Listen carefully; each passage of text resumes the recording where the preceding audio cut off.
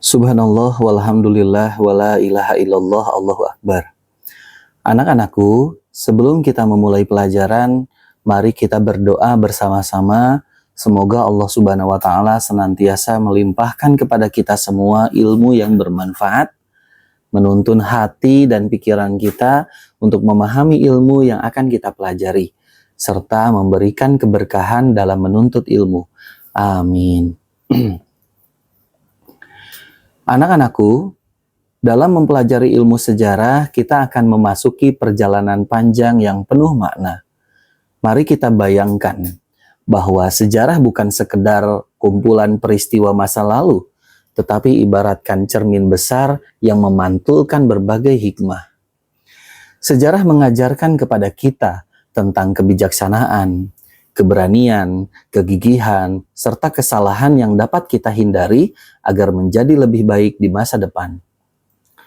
Nah, anak-anakku, jadi apa itu sejarah? Secara sederhana, sejarah adalah catatan peristiwa-peristiwa yang terjadi di masa lalu. Namun, bukan hanya sekedar perangkaian peristiwa. Sejarah adalah ilmu yang mengandung banyak hikmah. Setiap peristiwa adalah potongan-potongan puzzle yang jika kita satukan akan memperlihatkan tentang bagaimana gambaran besar kehidupan manusia. Mari kita bahas tentang pengertian sejarah menurut tokoh-tokoh terkemuka. Yang pertama, Herodotus. Berbicara tentang sejarah, siapa yang tidak mengenal Herodotus? Herodotus yang dikenal sebagai Father of History dari Yunani mendefinisikan sejarah sebagai kajian mengenai peristiwa masa lalu yang melibatkan manusia. Baginya, sejarah adalah sebuah upaya manusia untuk memahami jejak-jejak masa lalu. Agar kebenaran itu dapat terungkap. Bagi Herodotus, sejarah itu bukan hanya sekedar mencatat fakta, tetapi juga kisah yang penuh makna. Bagaimana manusia belajar dari peristiwa baik dan buruk, bagaimana mereka juga meraih kemuliaan atau bahkan mengalami kehancuran. Nah, Herodotus juga beliau menyampaikan bahwa sejarah itu tidak berkembang dan bergerak ke depan dengan tujuan yang pasti, tetapi bergerak melingkar. Yang tinggi rendahnya lingkaran tersebut itu disebabkan oleh bagaimana keadaan manusia itu sendiri.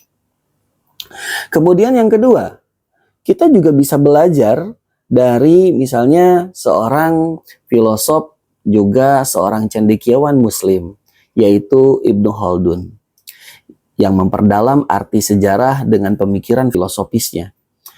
Menurut Ibnu Khaldun, sejarah adalah ilmu tentang masyarakat manusia dan peradabannya. Ia percaya bahwa sejarah memuat pengetahuan tentang siklus kehidupan manusia, perkembangan masyarakat, dan bagaimana peristiwa ekonomi, sosial, politik, semuanya serba saling terkait.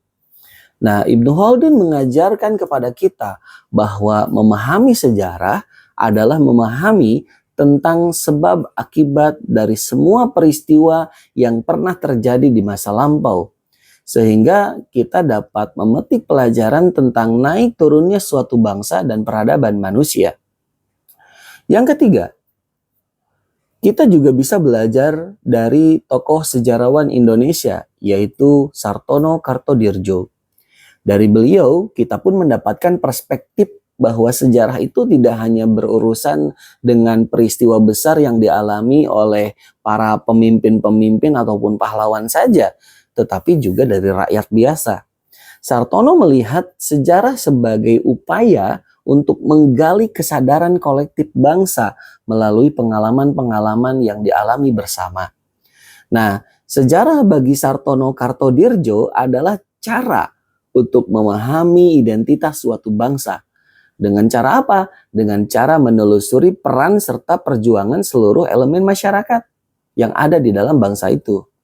Yang keempat, yaitu kita juga bisa belajar dari Collingwood, seorang filsuf juga sejarawan dari Inggris. Memperkenalkan tentang konsep yang berbeda tentang sejarah Bagi Collingwood, bahwa sejarah adalah upaya untuk memahami pemikiran mendalam dari tokoh-tokoh masa lalu. Ia melihat sejarah sebagai sebuah proses pemikiran yang berusaha untuk menghidupkan kembali apa yang ada dalam pemikiran-pemikiran manusia di masa lalu. Maka menurut Collingwood, memahami sejarah berarti memahami alasan dibalik tindakan seseorang. Bahkan merasakan dilema dan harapan mereka, karena melalui itulah kita belajar menjadi manusia yang lebih baik. Anak-anakku yang luar biasa, maka dengan memahami pengertian sejarah, menurut para tokoh ini kita juga tidak hanya sekedar mengingat atau juga menghafal peristiwa ketika kita belajar sejarah, tetapi juga berusaha untuk mengerti makna mendalam yang terkandung di balik setiap kejadian. Semoga dari pelajaran ini kita bisa memahami hikmah dan nilai-nilai yang terkandung dalam sejarah, sehingga kita menjadi generasi yang bijaksana dalam menghadapi masa depan.